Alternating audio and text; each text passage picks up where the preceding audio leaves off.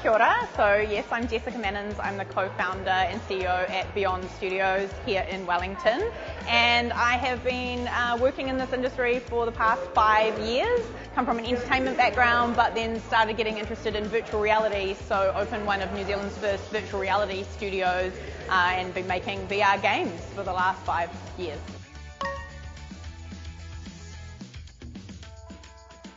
There is some community, and to me it looks like collaboration. So when we collaborate with other studios, which we have purposely done several times, for example, we have worked with Weta Workshop, we've worked with a few other studios, and we have built some good relationships up there.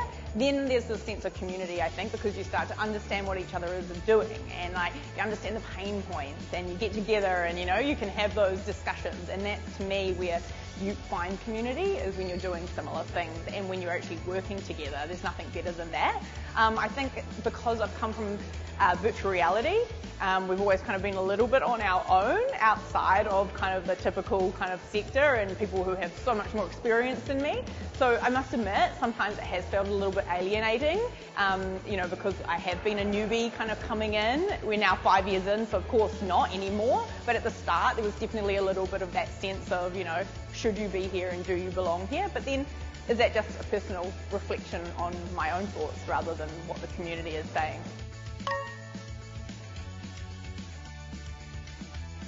When you set up a company, if you start with what your why is and what your values are personally, like why are you in this game to make games, and what is it that you're about? For me, it was about creating healthy, social, amazing experiences that brought people together, that made you laugh, that were good for your well-being. And so with that sense of purpose and with that why really instilled in our company, that's enabled us to make games that have therefore had that impact.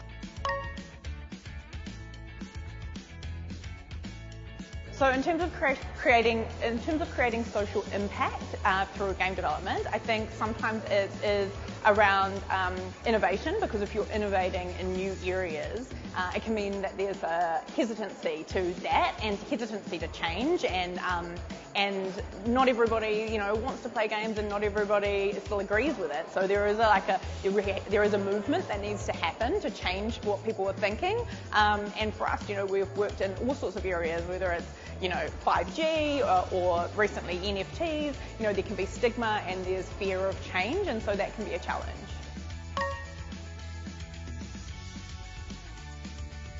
I feel like there's been a lot of progress. I feel like there's been a huge uplift in investment in game companies, skills that we're getting as a country as we grow, because we're still quite young. So I feel like the community is coming together more, a bit more open. There's a lot more kind of conversations happening, which is really fantastic. So a lot of progress, but also on the flip side, we've had our border shut for so long. So we have this serious talent shortage of particularly senior specialists in the games industry, and that has impacted us massively. All of us are trying to scale and grow, and now there's not really a lack of funds, there's a lack of talent.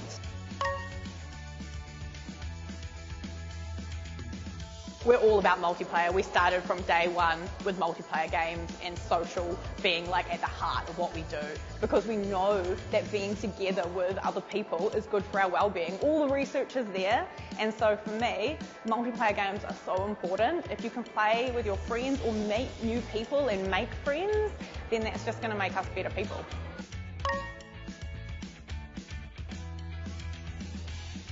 Setting up Oddball, which was our first game, which is a little bit like laser tag in a Dr. Seuss world, and watching parents, like mums and dads, play with their kids in VR in the same space and putting those headsets on and them just being absolutely blown away, and just seeing that connection happen with families has been really, really special.